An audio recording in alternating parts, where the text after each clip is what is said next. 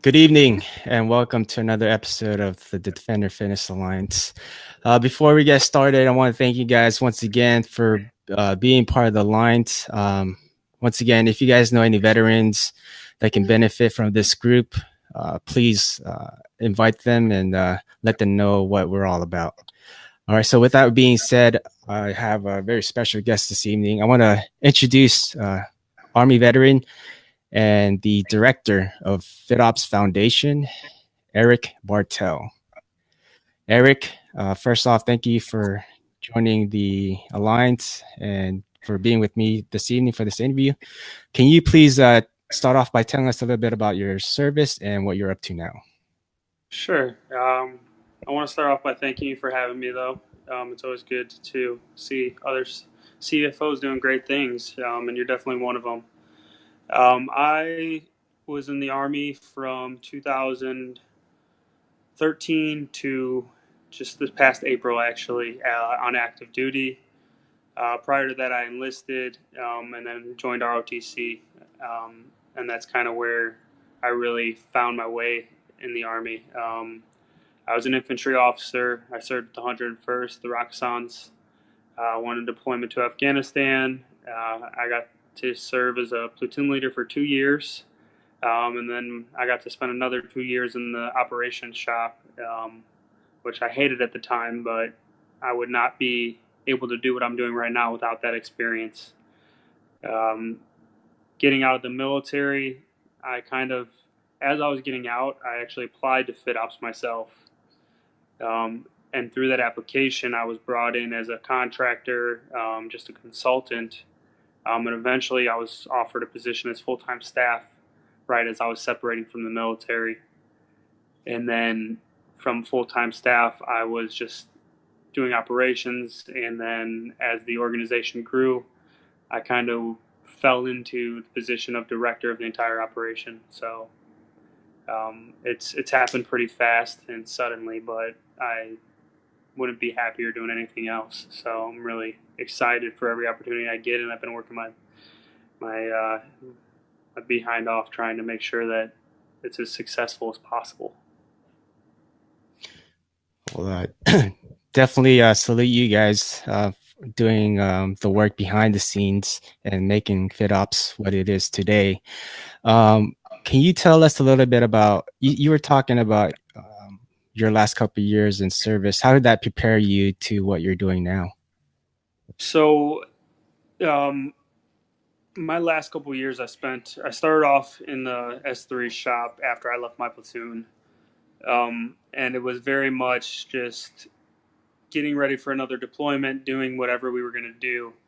And what ended up happening is they asked me to go up and be the Brigade S3, or a Brigade S3 assistant in there, and almost like a liaison between our battalion and brigade, and then kind of working under the Brigade S3 shop, which I really didn't want to do.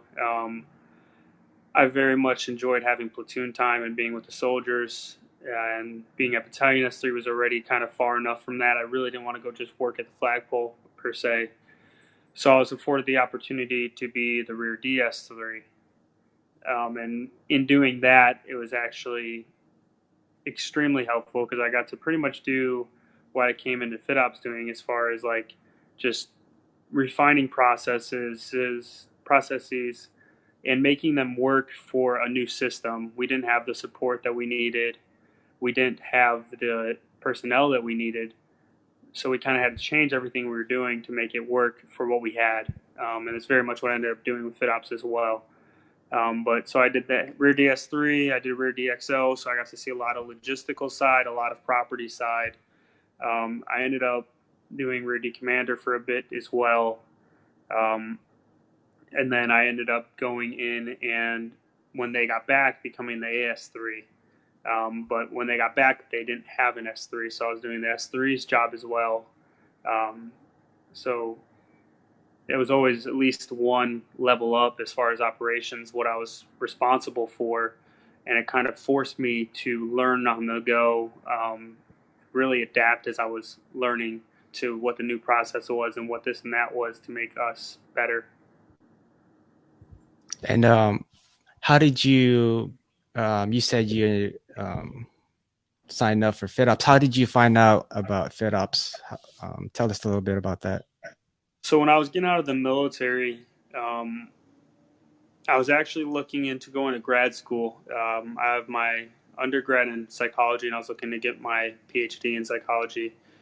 Um, and I figured I could personal train on the side. I always enjoyed fitness, and I wanted to maybe use that as another income while I was going back to school.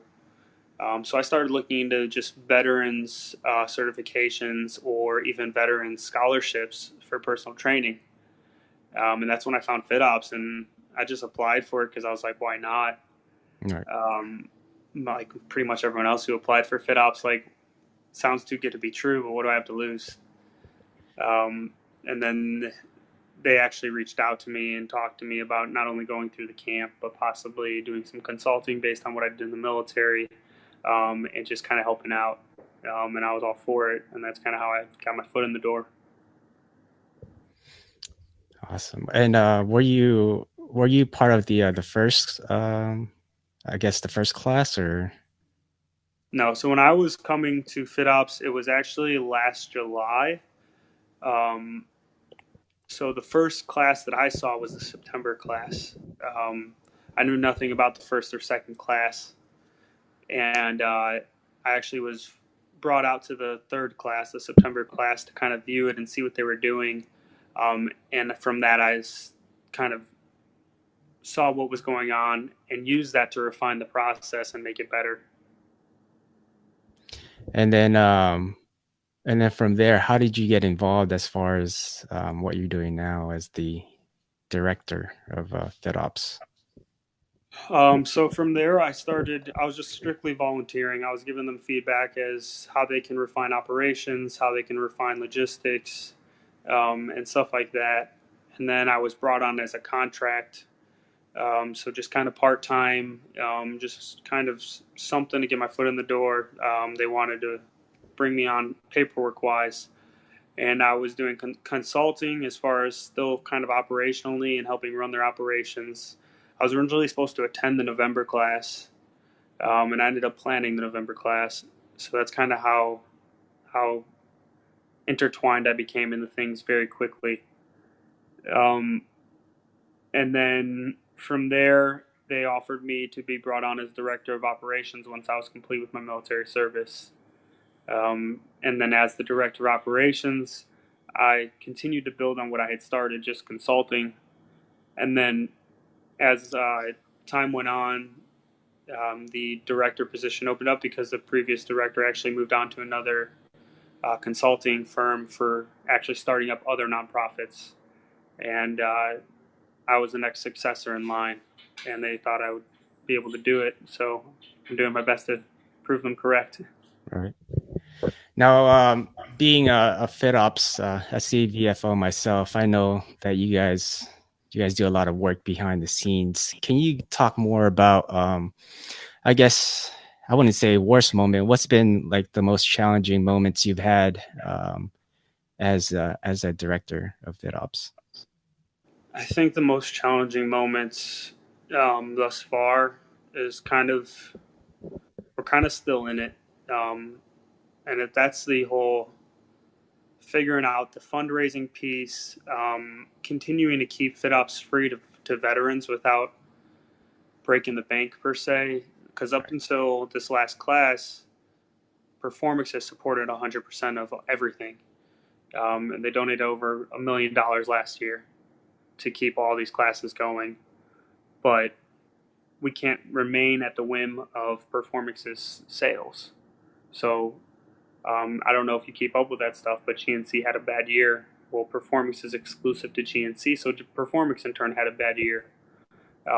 So all of a sudden we have this endless pot of money that's now no longer endless. And that's when we have to start kicking in fundraising. And no fundraising has really been done up until this point. We've been an organization that's never had to fundraise before. So trying to learn that after being an organization that's never fundraised, to learn how to go back and say, hey, we need to learn this and we need to be successful at it and really quickly. And then go along the lines of actually asking people who are applying and people who have gone through the program to fundraise. that's even harder. Like, how do you ask someone that you said, hey, this is completely free, but now you're saying, hey, it's completely free, but you also need to fundraise on your own behalf? All right. A lot of people didn't take that well. And at the end of the day, Performix is going to continue to give money. But what we're doing is now, if you want to come to FitOps and you want to fundraise on your own behalf, you don't have to wait in line. As long as you're accepted and you fundraise on your own behalf, you're at the front of the line now.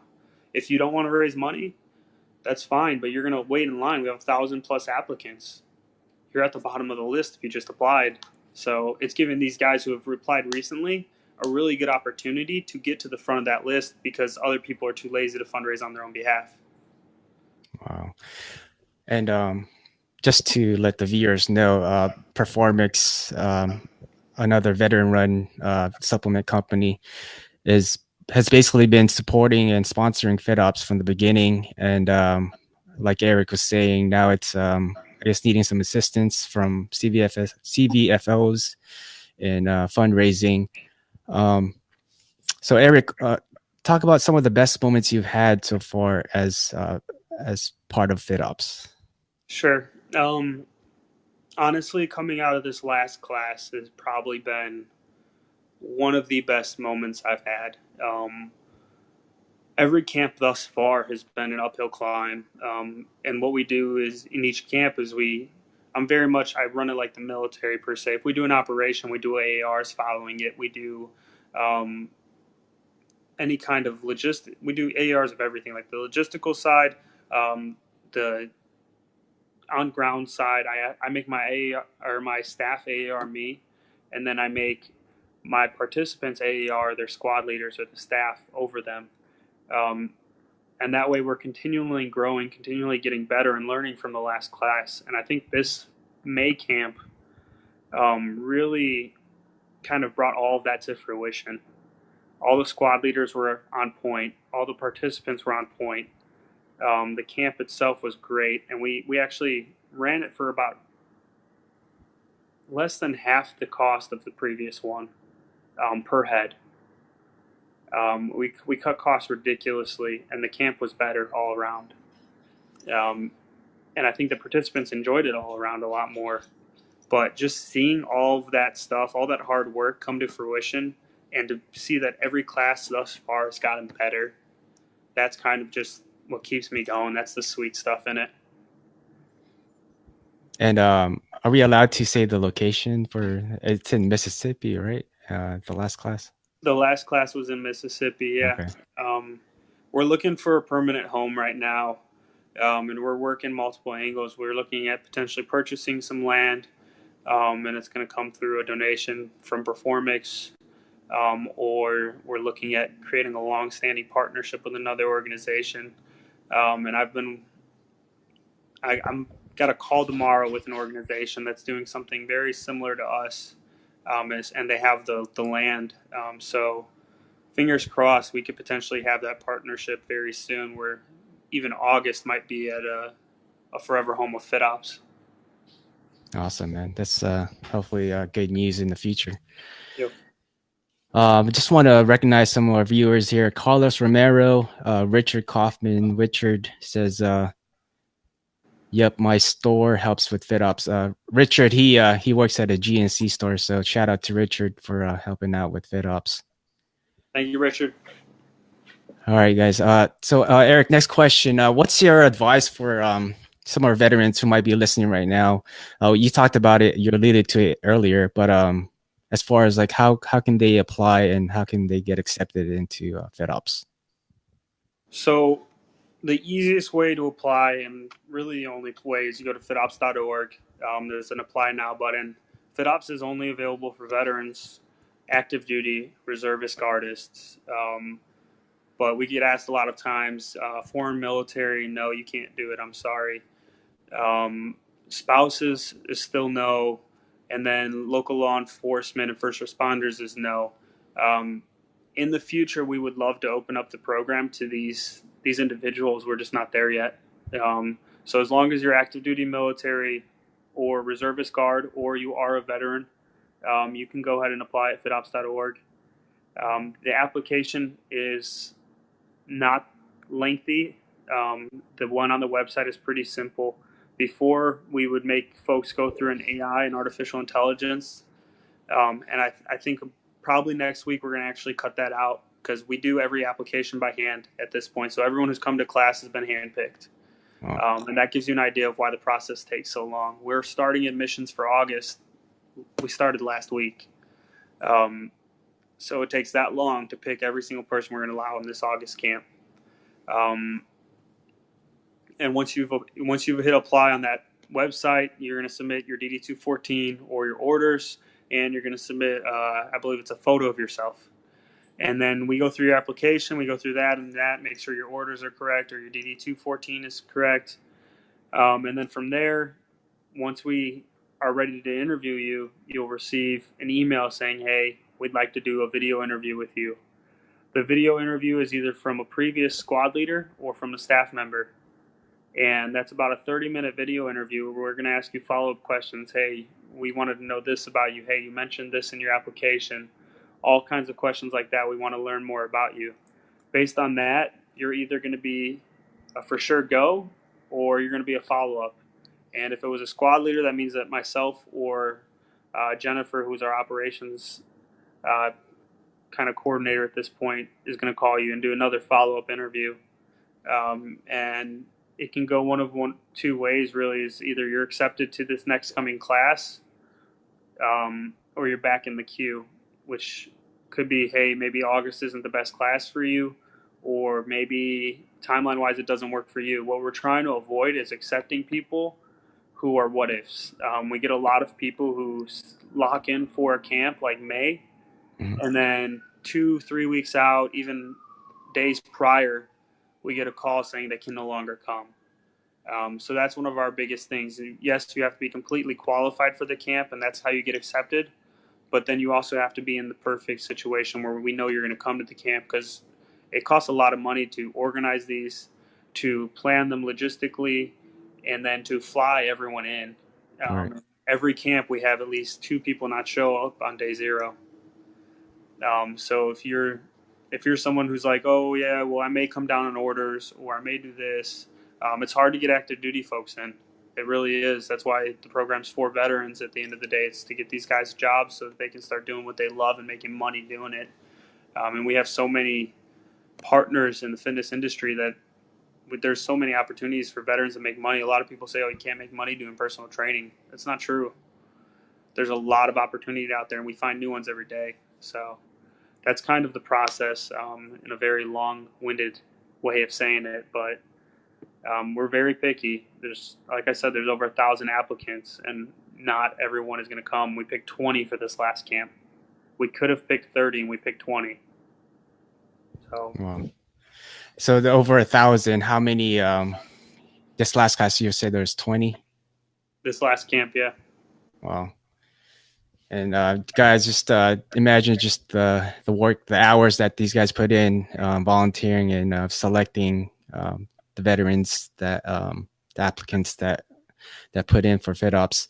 So being a graduate of FitOps myself, I know firsthand how much this foundation has helped me and my other fellow veterans as well.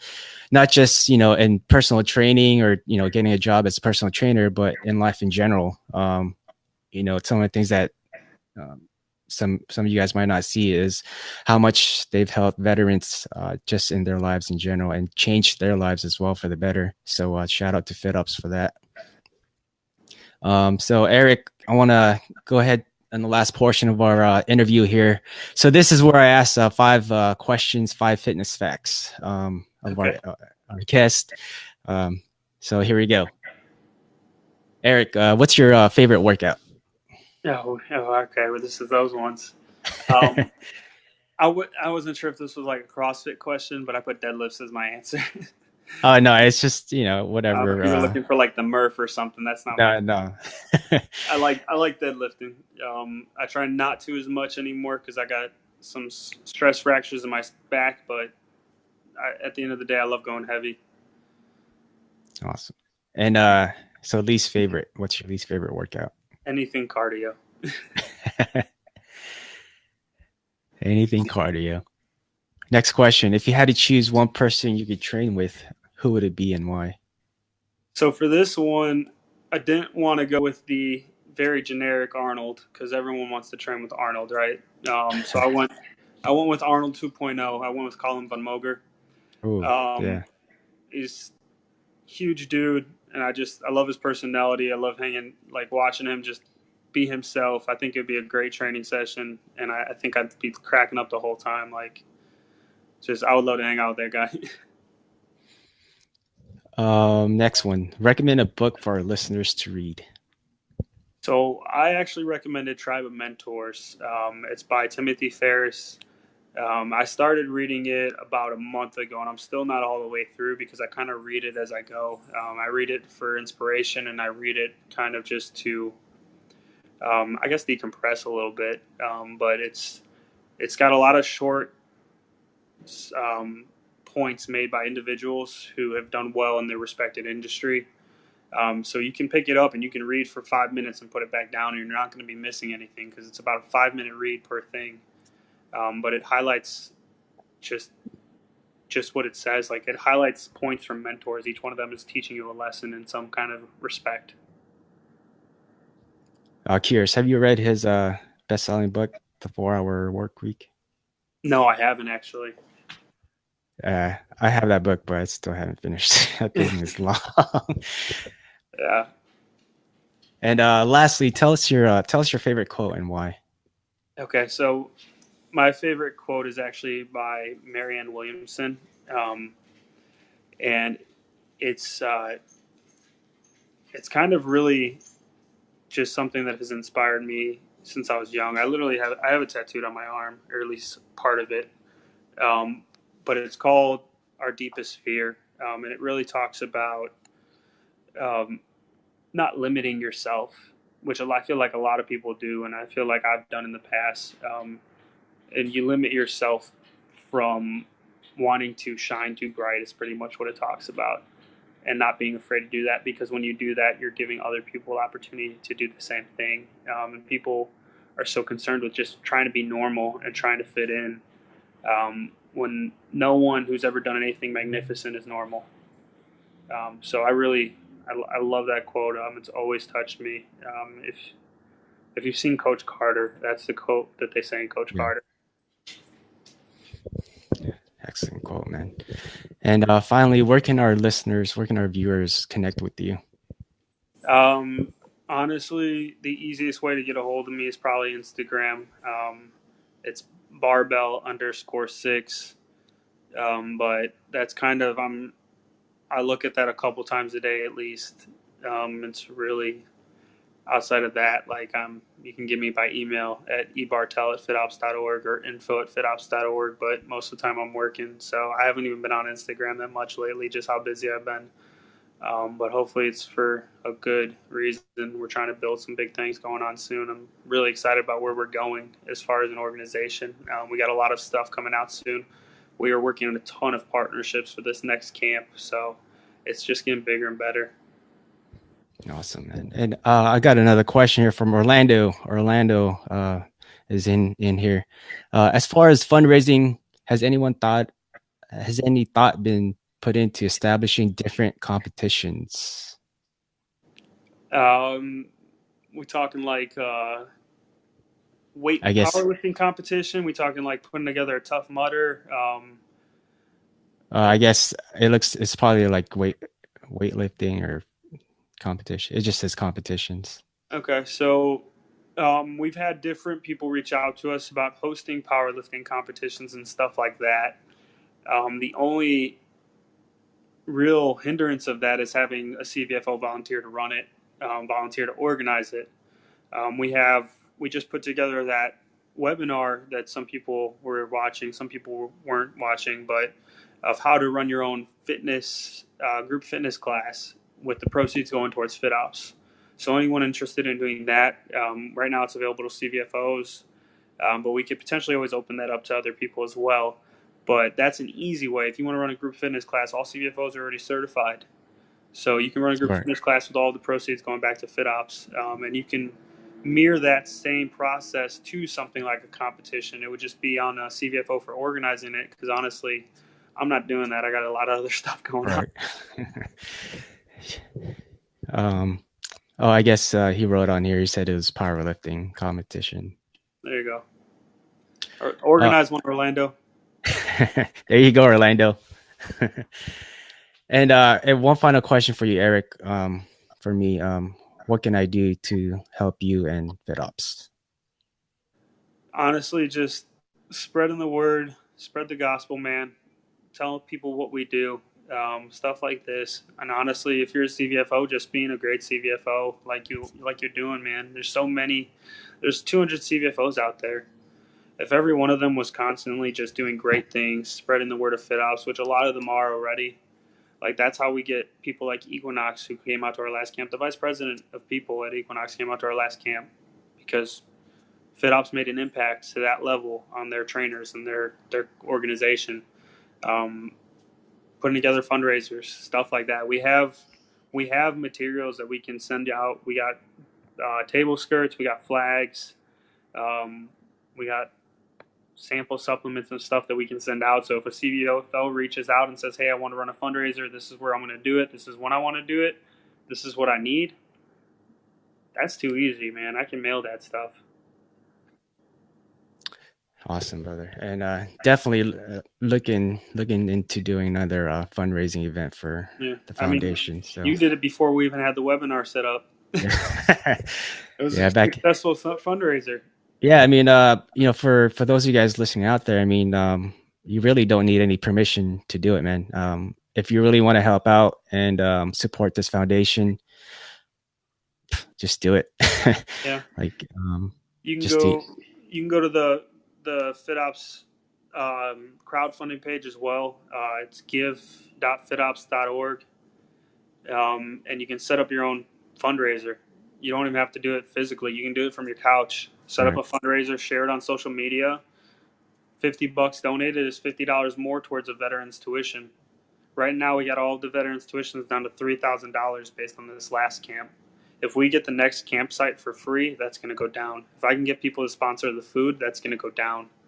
If the more things I can get sponsored or donated, the cheaper it's going to be to bring every veteran out. So if you got connections, hey, my grandpa works high up in Southwest or something.